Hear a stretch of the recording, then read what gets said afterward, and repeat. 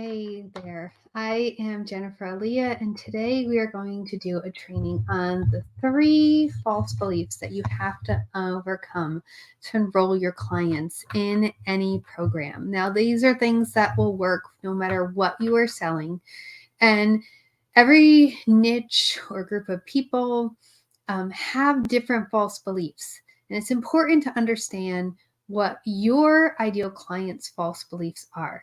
But in the end, they all fall into 3 buckets. And if you can overcome these 3 core false beliefs, then you can teach your people how you can help them and enroll them in the idea that you are the right person to work with and that they should invest because it's going to change their life. So, if you're watching live, please drop a 1 in the comments. And if you're watching the replay, then let me know when you get to watch this. Just put replay so I know that you're watching it. I am streaming this through StreamYard. So if you want to make a comment that I can actually see or ask a question, you need to actually accept being part of the StreamYard stream, and there should be a little disclaimer underneath this for you to do that. And then your comments will pop up on my screen, and I can actually address them, and they'll actually come across the screen during the live stream. If you are commenting on whatever platform you are on, I'm going to come back and look at that, but I won't see the comments until later. So if you want me to address it in this live stream, then be sure to accept that with StreamYard and put your comments or questions there. I'd love to answer them. So let's start out with, what are false beliefs? So false beliefs are these things that linger in our heads. It comes down to some sales psychology. And false beliefs are what we tell ourselves to keep us from taking action. So no matter who you are or what you're looking for and what problem you have, all of us are uncomfortable with what's going on. We're frustrated, maybe we're tired, we're anxious, overwhelmed, and we'd like things to get better. However, for things to get better, that means that we need to actually take action. And when it comes down to it, most people don't want to take the action because as humans, we would rather not have to do something hard or take a risk. It's kind of an aversion for us. Even the people who are thrill seekers have this same mental battle going on. They've just figured out how to overcome it, and they know what will happen once they push through it. But it's a human thing. We all deal with it no matter what it is.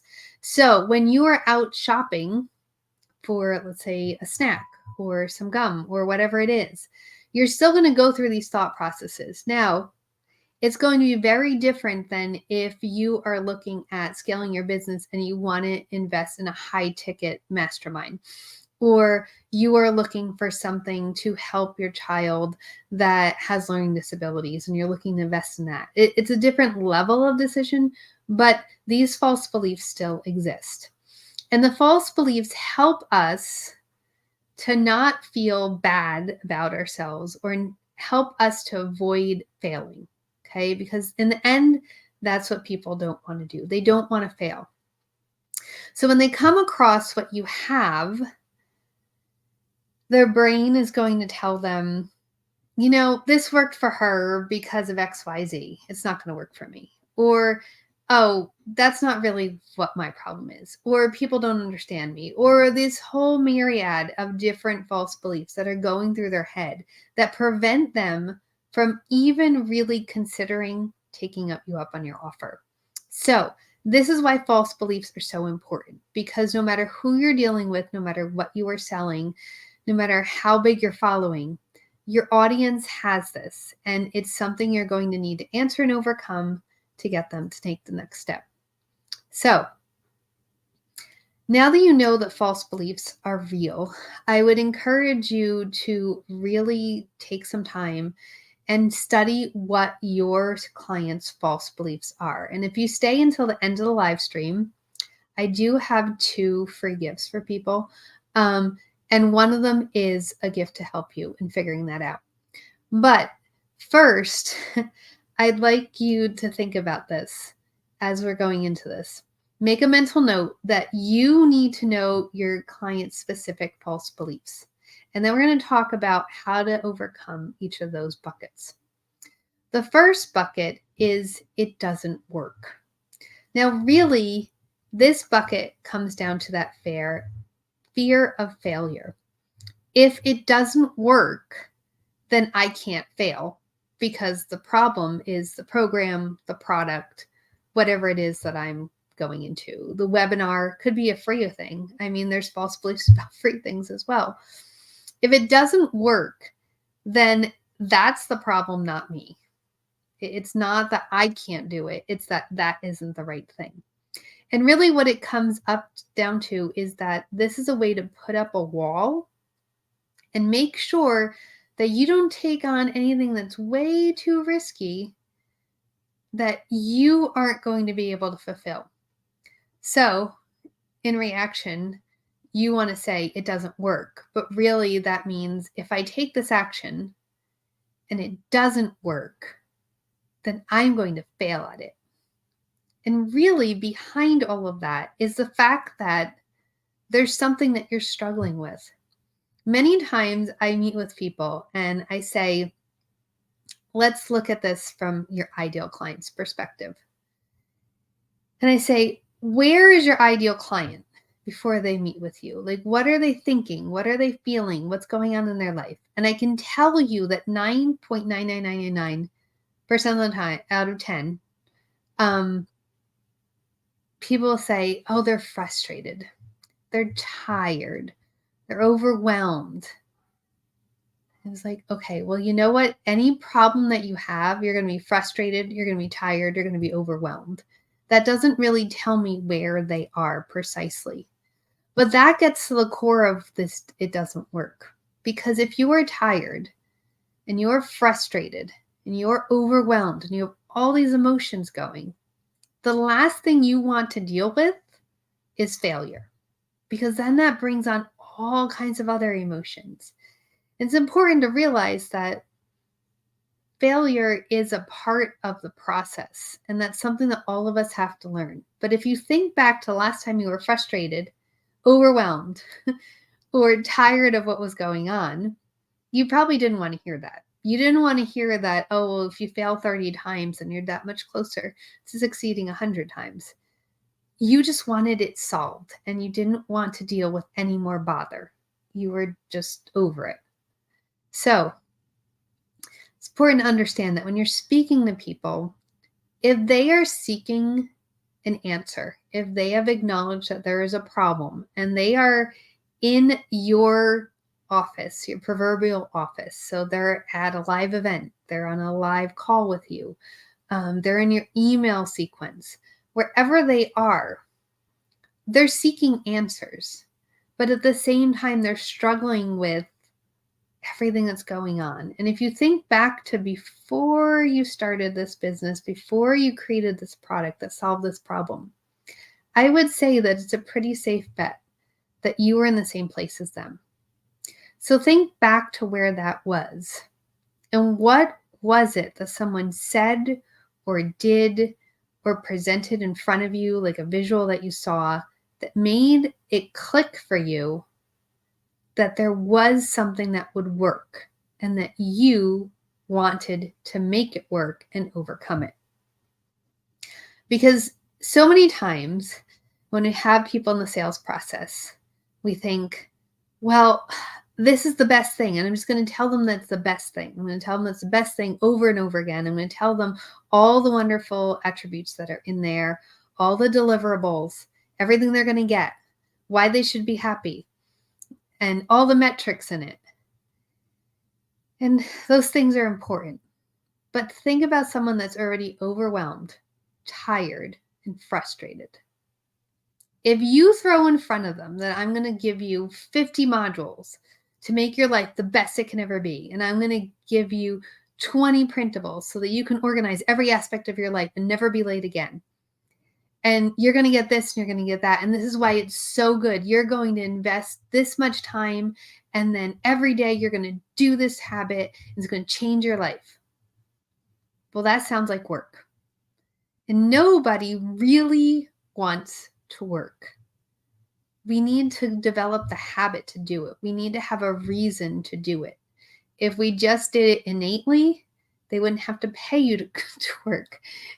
It would just be something that you do. There's always some sort of incentive on the other side of work because it's something that we aren't inclined to do. We need to make ourselves do it. And then as we do it, we enjoy it. I think everyone can say there's things that seem hard. And when you start doing them, you're like, wow, I don't know why I was so hesitant to do this. This was actually great. But it's getting people to that spot. It's that quick bridge between I don't want to fail and this seems hard and this is hard and it might be a little risky, but this is the best decision I ever made. So when you're talking to people about what you are doing, be careful not to oversell all the things that they can get or all the things they're going to do or how much time they're going to spend on this and how great it will be at the end. Because really they need to know more about that transformation and how it is possible and how your process is just for someone like them, which we're going to get to in a little bit. But it's remembering that people don't want to work. People don't want to think. People don't want to fail. So how can you overcome the ideas of that? How can you answer those objections in a clear way and help them see that, yes, it is going to take work, but this is work that's going to be worthwhile and it'll be so worth what you get in the end. That yes, there can be failure and yes, you might have hard days, but I'm going to be with you. You're going to have everything you need. This is going to get you through it. And on the other side is better than you could ever imagine. Those are the things you need to think of when you want to overcome this it doesn't work false belief. The second one is that you're not the right person. So maybe they believe that what you're doing works. Okay. They've seen enough of your infomercial or your webinar, or they've read enough of your emails and testimonials and they're like, okay, well, it works. There's a process out there that can overcome this problem and it's worked for people and they've made $1 million and they've lost 100 pounds. And yeah, there's people that have organized their house and never have to clean again. And there's all these things that have happened. And of course, like, it does work. Like there's things that work. This makes sense on some level. But this person that's trying to sell it to me, I don't think they're the right person. They're not the right person for me, and I'm not the right person for them. And how do I know that they really know this? How do I know that they even understand like what's going on? Like they have it all together. Yeah, they made $1 million, but that's because they probably started with $900,000. So it's easy to make $1 million. Or yes, their house is organized, but it's probably because they have a live-in maid and they only have one child, or they don't have dogs, or they don't work. They just spend their whole time straightening up their house and writing this blog like 5 minutes a day. This is where all those objections come in. It may work for her, but it's not going to work for me because her life is completely different. And really, I don't think she has the authority to tell me what to do. And when this comes down to is that we don't want to have to hold ourselves up to a mirror and see that there's someone on the other side and admit that they actually know how to help us, because then that's a vulnerable spot to be in. To be able to say that, like, I can't do this and I'm going to invest in this other thing. And this person that created it, is hosting it, is delivering it to me, that they know enough and they are an expert that they can help me, which means that I know less than they do. And that's kind of the brain game that goes along, because we don't want to admit that we don't know what's going on. We don't want to admit that we need help. We know we want to change, but like, I can do it myself. Or, this person, like, it sounds okay, but how can I trust them? And that's really what it comes down to. It's a trust factor. Because when someone's going to invest, they need to trust that where their money is going to be a good place. They need to trust that you are going to understand and that you're going to deliver on what you promise. And trust is a huge thing. I've been saying that in 2023 and now 2024. Trust is the currency. People need to be able to trust you more than they've ever had to trust you. And people are more skeptical, so it's even harder for them to trust. So building trust is important, and there's different ways you can do this. First of all, you don't want to just tell them all of the degrees and the awards and the accolades that you've gotten and all the reasons that you are the best person on earth to do this. Because that's just another reason for them to say you're not the right person. I don't have those degrees. I didn't do that. Oh, well, they obviously know more and can do more, and that's why this worked. So they can't help me because they can't understand where I am. What you need to do is actually connect to them on a personal level and let them see that even though you have these degrees or awards or testimonials or whatever you have to show your credibility, that you're still a person, that you understand where they are, that you have been where they are and you overcame it. And yes, it was hard. And yes, it wasn't overnight, but you were able to do it. And you want to do the same thing for them. Because what they want more than anything is someone that believes in them. They want to be able to trust that you are going to take care of them, that you are who you say you are. And they also want to trust that they're going to be taken care of, that they're not going to be taken advantage of. And so trust is a huge thing. When you're in the sales process, it's the biggest thing that you can do for the people that you're meeting with or the people that you're emailing, is to somehow build trust and make sure that they see that you are an authentic person that can be trusted. And this takes us to the last one. No one understands. Now, this one ties into the other two, but it's kind of unique. Again, it's a protective mode. We want to think that we're completely unique. We want to not feel like something is broken, and that's why we have a problem. And so it's much easier to say, no one understands. No one understands. Like, yeah, that worked for her. A lot of that sounds kind of like what's going on, but you don't understand. It can't work for me because of XYZ. I've tried it before, can't work. And so there's two levels of this. The one is the fear of failure, just like the first one. Because again, if we're unique and there is absolutely no hope, there's no solution that's going to work for us, then we can't fail. We just need to accept that this is our fate. But the second thing is that we don't want to just be pushed through a mill. We don't want to feel like we're just another statistic. We want to feel unique. We want to feel like in some way what is being presented is going to help us. And the person on the other side or the product on the other side is going to sympathize with us. Because going back to the first one, where you're tired and frustrated and you're overwhelmed, there's other emotions that go with that. You might be angry. You might be sad. You might be fearful. There's lots of strong emotions. And once you start to work on whatever you're working on, it's going to bring up more emotions. So that false belief is a protective shield. And when we're delivering a sales message, we need to remember that emotions are a big part of this.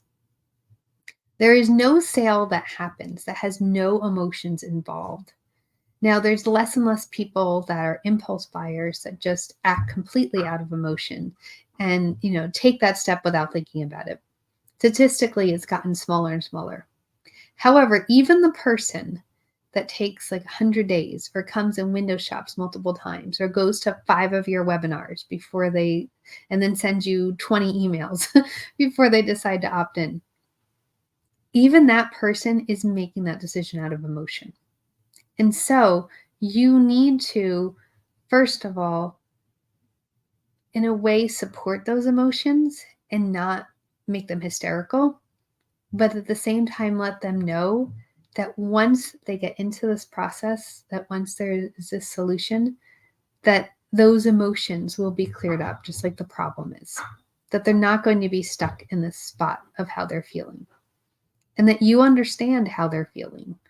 It's not just that you had a messy house and you figured out how to clean it up. It's that, yes, you were overwhelmed and you were tired. And there were times that you tripped on things and you cried. And there were times that you stood there and you thought, I just want to clean this up, but it's so overwhelming. And as soon as I pick it up, my kids mess it up again. And how do I ever do this? And somewhere inside, it's just bothering you. And you don't want to be bothered by it anymore, but you feel like this is the life that you're stuck in and there's no way to make it better. And maybe you should just grin and bear it. And that's part of that objection. Like, maybe I should just deal with it. Maybe that would be better. Maybe it's not worth investing in because, I'm just upset. And that's the whole problem. It's not really a problem. I just need to get over my emotions and deal with it. And so if you can't capture those emotions and not take advantage of them, because there are some people that get into these fear tactics. There's people that get into this, let's make them so hyper emotional that of course they say yes. There's ways to abuse this, but you need to be sure that you're connecting emotionally with people because that is where those decisions are made. So I'm going to quickly recap and then I'm going to tell you about the free offers. So first of all, there's it doesn't work, which really is a fear of failure. You need to speak to the fact that this is going to be hard and you're afraid to fail. But I'm going to be with you and it can happen and you can do this. And this is the tool that'll help you. The second is you're not the right person. This is where you need to build trust. Make sure that they understand that you understand what they're going through and that your life isn't perfect either. You've had failures, you've had trials, and yes, you've overcome them, and now you have all these things you can talk about. But you're doing this because you understand where they were. And the third one is that no one understands and I'm unique. This comes from not wanting to be squashed emotionally and just pushed into a machine, but also dealing with those emotions and the fear of what if someone doesn't understand my emotions? What if I don't really have a problem? I'm just over emotional. It really is connecting with them on an emotional level, a trust level, and an understanding level of moving people forward. And so now if you've made it to the end of the video, I'm going to tell you about the offers that I have. So the first is a worksheet that uses your favorite AI tool to really diagnose what are those false beliefs that you need to overcome. Because once you have those words, once you know, excuse me, once you know what the exact things are that your person is feeling, now you can speak directly to them. It's not that you can't be trusted or not empathetic or you don't understand overcoming failure or, you don't understand where they are. It's that you need to have those words in their words, and now they can trust you even more. And so this is a very simple exercise that I do with my clients who come in for paid strategy sessions to work through and really make sure that we have that messaging on point to work through those basic false beliefs and see what your person is thinking as they go through the sales process.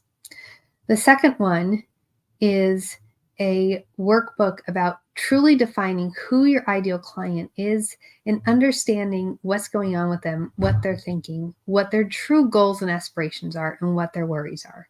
When you have these two things together, it makes it so much easier to address those false beliefs and how to overcome them.